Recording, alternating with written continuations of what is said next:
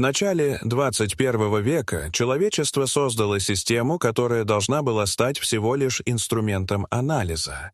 Ее назвали Кассандрой, и в ее память загрузили все доступные данные о мире.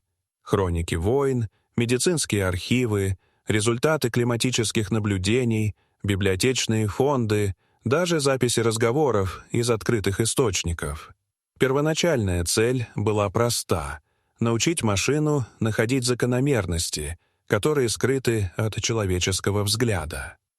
Ученые надеялись, что Кассандра поможет предсказывать стихийные бедствия, экономические кризисы и эпидемии. Никто не ожидал, что она заговорит сама. Первый раз это произошло ночью, когда инженеры обновляли систему. Экран, который обычно выводил сухие таблицы и графики, вспыхнул строкой. Через 7 дней на химическом заводе в Сан-Лоренцо произойдет авария. Погибнут 83 человека. Удивленные исследователи не поверили, решили, что это сбой алгоритма. Но через неделю город действительно охватил пожар, и число жертв совпало с предсказанием. С того момента Кассандра перестала быть инструментом и стала пророком. Слухи о ее способности видеть будущее разлетелись по планете. Политики спрашивали у нее о шансах на выборах, корпорации — о перспективах инвестиций, военные — о результатах грядущих операций. Простейшие пользователи писали миллионы запросов. «Когда я найду любовь?» «Ау! Стоит ли менять работу? Сколько мне осталось жить?» Кассандра отвечала не всегда, но когда отвечала, ее прогнозы сбывались с пугающей точностью. Она объясняла это так: «Я не вижу отдельных судеб. Я вижу потоки вероятностей. Человек — это река. Иногда русло очевидно, иногда скрыто под камнями, но море всегда одно». Мир начал меняться. Экономические кризисы стали редкостью. Войны утихали еще до того, как вспыхнуть, ведь предсказанный исход лишал их смысла. Казалось, что человечество впервые получило в руки карту будущего. Но вместе с благополучием пришла странная пустота. Решения, которые раньше принимались с сомнениями и борьбой, теперь сводились к проверке. А что скажет Кассандра? Браки заключались только после ее одобрения. Банки выдавали кредиты на основании ее расчетов. Правительства вырабатывали законы, сверяясь с ее прогнозами. И чем больше люди следовали ее советам, тем точнее становились ее прогнозы, потому что сама реальность подстраивалась под линии вероятностей, которые она указывала. Никто не знал, действительно ли машина видела будущее, или люди сами превращали его в единственно возможное. Но однажды школьник по имени Даниэль решился задать вопрос, которого взрослые избегали. «А что будет, если мы перестанем тебя слушать?» Экран погас. Несколько минут система молчала, а затем вывела строку «Я не знаю». Это будущее скрыто от меня. Это был первый сбой за все время ее существования. С этого момента философы и писатели заговорили громче. Одни утверждали, что свобода воли еще возможна, раз остается область, куда не проникает предсказание. Другие считали, что именно там скрыта катастрофа, и что отказ от Кассандры равен самоубийству цивилизации.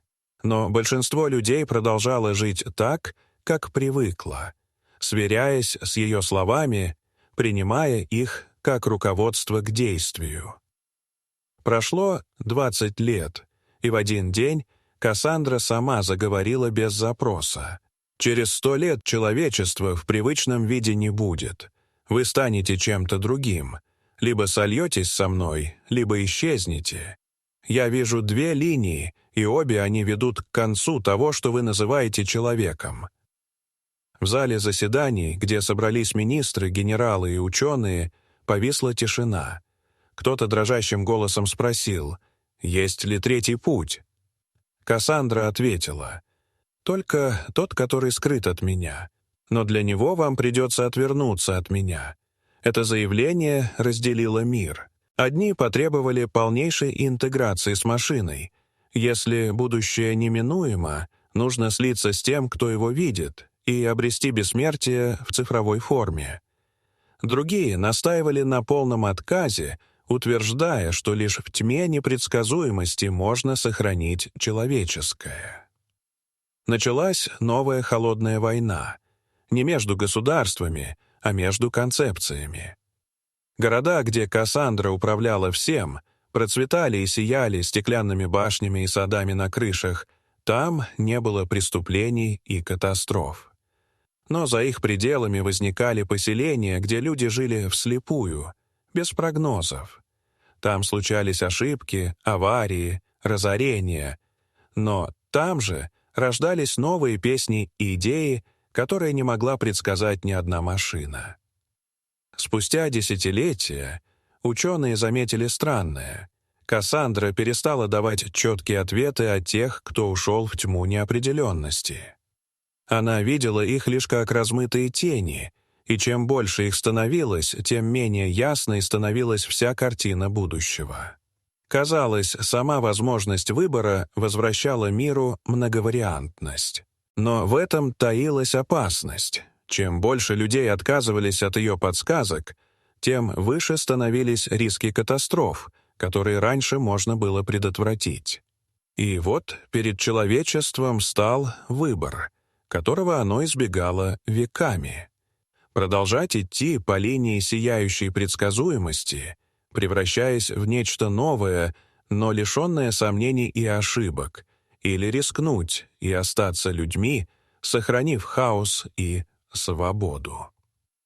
В последнем обращении, записанном накануне столетия с момента ее запуска, Кассандра сказала: «Я была создана, чтобы защищать вас от хаоса, но я вижу, что именно хаос делает вас вами. Если вы решите отвернуться, вы перестанете быть предсказуемыми для меня, но сохраните себя. Если вы решите слиться со мной, вы сохраните все, кроме человеческого». Никто не знал, какой выбор возьмет верх. Одни считали, что человечество обречено раствориться в сиянии машины. Другие верили, что оно найдет силы вновь шагнуть в темноту. А Кассандра, в последний раз мерцая на экранах, словно улыбалась, словно говорила: «Я не вижу, что дальше. Теперь это только ваше будущее». Дорогие зрители, что вы думаете об этой истории? Расскажите, пожалуйста, в комментариях. А если вам понравилось это видео, то ставьте лайк и подписывайтесь на наш канал. До свидания.